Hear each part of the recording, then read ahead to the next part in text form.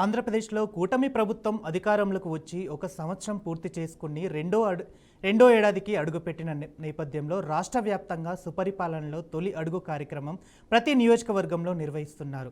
ఈ కార్యక్రమం ద్వారా స్థానిక ప్రజా సమస్యలను గుర్తించి పరిష్కరించేందుకు ఎమ్మెల్యేలు ఇంటింటికి తిరుగుతున్నారు. గ్రామాలు, పల్లెలు, పట్టణాల్లో ప్రజలతో ప్రత్యక్షంగా మాట్లాడుతూ సమస్యలపై ప్రత్యేక దృష్టి పెట్టారు. ఈ నేపథ్యంలో శ్రీకాళహస్తి నియోజకవర్గ ఎమ్మెల్యే బొజ్జల సుధీర్ రెడ్డి పట్టణంలో పలు ప్రాంతాల్లో విస్తృతంగా పర్యటిస్తున్నారు. ఆయా ప్రాంతాల ప్రజలు సమస్యలపై ఆయన ప్రాంతాల్లో రోడ్ల మంచి నిర్మాణం, సరఫరా వంటి సమస్యలను పరిశీలించారు. వచ్చే 4 ఏళ్లలో శ్రీకాళహస్తి ఆలయ అభివృద్ధి ప్రత్యేక ప్రాధాన్యత ఇస్తామని ఎమ్మెల్యే అన్నారు. సుపరిపాలనలో తొలి అడుగు కార్యక్రమంలో భాగంగా ఎమ్మెల్యే బొజ్జల సుధీర్ రెడ్డితో మా ప్రతినిధి గోపీనాథ్ ఫేస్ టు ఫేస్. తొలిగడ్డకు సంబంధించి ఇప్పటికే నియోజకవర్గాల్లో పెద్ద ఎత్తున ఎమ్మెల్యేలందరూ కూడా ఒక కార్యక్రమానికి శ్రీకారం చుట్టడం జరిగింది. అయితే ప్రస్తుతానికి మనం శ్రీకాళహస్తికి రావడం జరిగింది. బొజ్జల సుధీర్ రెడ్డి గారు ఎమ్మెల్యే గారు మనతో ఉన్నారు. అంటే ఎన్నికల్లో గెలిచిన తర్వాత ఇక్కడ ప్రజలందరూ కూడా ఆయనకు మంచి ఆశీర్వచనం ఇచ్చిన తర్వాత ఇప్పటికే చాలా ప్రాంతాల్లో ఈ కార్యక్రమాన్ని ఆయన ప్రారంభించడం జరిగింది. సార్ చెప్పండి, ఏం చెప్తారు? మీ ప్రజలందరూ ఇక్కడ ఉన్నారు, ఎటువంటి మీరు కూడా గత ఎన్నికల సందర్భంగా మేము కూడా మీతో పాటు అడిగేసాం. చాలా ప్రాంతాలు ఇప్పటికే అప్పట్లో ఉన్న పరిస్థితుల కారణంగా కనీసం రోడ్డు కూడా లేవు. అలాంటిది వాళ్ళ ఎన్నో రకాల అభివృద్ధి కార్యక్రమాలు జరుగుతున్నాయి. ఏం చెప్తారు అన్న?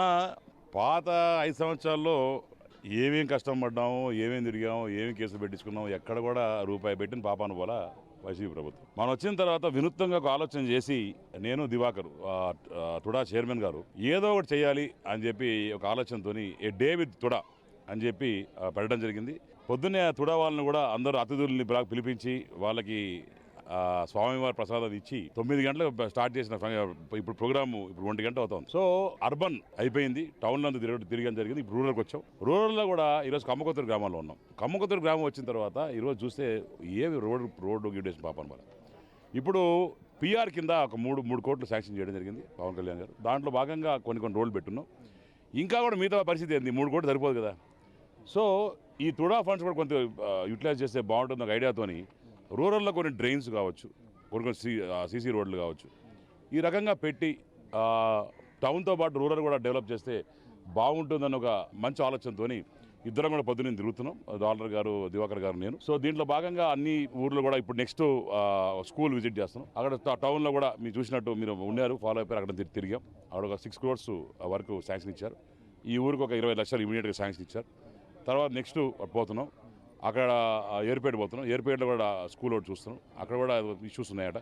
అక్కడ చూసిన తర్వాత మళ్ళీ రేణుగుంటకి వెళ్ళి అక్కడ ఏమేమి ఇష్యూస్ ఉన్నాయో చూసుకొని అక్కడ కూడా on spot sanctioning of funds కింద పెడుతున్నాం. తర్వాత మేము కూడా ఒక ఆలోచన చేసాం. ఈయన తుడా కింద 9 కాన్స్టిట్యూన్సీస్ వస్తాయి. ఆ 9 కాన్స్టిట్యూన్సీలో మండల వయసు ఒక కానీ మనం ఒక 50 ఎకరాలు 40 ఎకరాలు కానీ ఇగెళ్తే తుడా కానీ లేఅవుట్ చేయగలిగితే తద్వారా ఫండ్స్ తుడాకు వస్తుంది. ఆ ఫండ్స్ మళ్ళీ తిరిగి అదే కాన్స్టిట్యూన్సీలో పెట్టే అవకాశం ఉంది ఒకటి. రెండవది రియల్ ఎస్టేట్ కూడా వాల్యూ పెరుగుతుంది. తుడా అంటే ఒక నమ్మకం. అక్కడ రియల్ ఎస్టేట్ చేస్తే ఆటోమేటిక్గా చుట్టుపక్కల భూములు పెరుగుతాయి, రైతు కూడా ఆనందంగా ఉంటారు. సో ఇలాంటి మంచి ఆలోచనలు చేస్తూ ఉన్నాం. సో ఇదొక ఎగ్జాంపుల్గా చూసుకొని స్టేట్ అంతా కూడా చేస్తే ఇప్పుడు తుడాలాగా వైజాగ్ ఉంది, ఇంకోటి అన్ని చోట్ల ఉన్నాయి. అవన్నీ కూడా ఇట్లా కొత్త కాన్సెప్ట్ చేస్తే బాగుంటుందని చెప్పి ఆలోచన చేశాం. తప్పకుండా వచ్చే రోజుల్లో ఈ కాన్సెప్ట్ అనేది will give a very good yielding and also yielding for TUDA. తద్వారా ఆ డబ్బు మనం వాడుకొని మన గ్రామాల్లో బ్రహ్మాండంగా డెవలప్ చేయొచ్చు. సార్, ఏడాది కంప్లీట్ అయింది. రెండో ఏడాదిలో మీరు అడుగులు పెట్టారు. ప్రభుత్వం కూడా ఆ రకంగానే ముందుకెళ్తుంది. ఎన్నో కార్యక్రమాలు ప్రభుత్వం చేస్తుంది. అయినప్పటికీ కూడా ఇవాళ ఎమ్మెల్యేలు కూడా అంటే ప్రతిపక్ష పార్టీలు సహనం కోల్పోయి అంటే నోటు కూర్చున్నట్టు మాట్లాడుతున్నారు. ఏం చెప్తారు దీనికి సంబంధించి? ఎందుకంటే ప్రభుత్వాధినేత ముఖ్యమంత్రి గారు కూడా ఎక్కడ కూడా అంటే ఎవరిని ఏం మాట్లాడద్దండి, చట్ట ప్రకారం వాళ్ళు శిక్షిస్తామంటూ కూడా ఆయన ఇప్పటి వరకు కూడా చెప్తున్నారు. అలాంటి కార్యక్రమాలు జరుగుతున్నాయి. ఇంకా కూడా ఈ రకంగా మాట్లాడడం ఎట్లా చూడాలి? Human tendency, logistic, statistic, psycho ఆ పాలనలో వాళ్ళు దీని తర్వాత ఏవి డెవలప్ చేయలే. మనం వచ్చిన తర్వాత ఈ సంవత్సరంలో కళ్ళకు కనిపించినట్టు అన్నీ డెవలప్ చేస్తూ ఉంటాం. అండ్ ఆల్సో ఊర్లలో కూడా చూస్తే తల్లికి వందనం కావచ్చు, పెన్షన్ కావచ్చు, బడి కావచ్చు, గ్యాస్ కావచ్చు, వచ్చే 10వ తేదీ బస్సు కావచ్చు, ఇలాంటివన్నీ కూడా ప్రాపర్గా ప్లాన్ చేసుకుంటూ వెళ్తున్నాం. వాళ్ళు ఏం చేశారు, ఏదో డబ్బులు చల్లేసి వాళ్ళు కొనేసుకోవచ్చు, డబ్బులతో పేదవాళ్ళు మైపరి చేయొచ్చు అని చెప్పి దీంతో పాటు ఒక భయంకరమైన వాతావరణం క్రియేట్ చేశారు. రౌడీజం, టెర్రరిజం, జైల్లో పెట్టడం. నా మీద మీకు తెలుసు, ఇప్పుడు ఆ రోజు మీరు బీఆర్కే న్యూస్లో కూడా ఉన్నారు, రేణుగుంటలో ఎట్లా గొడవ జరిగిందో.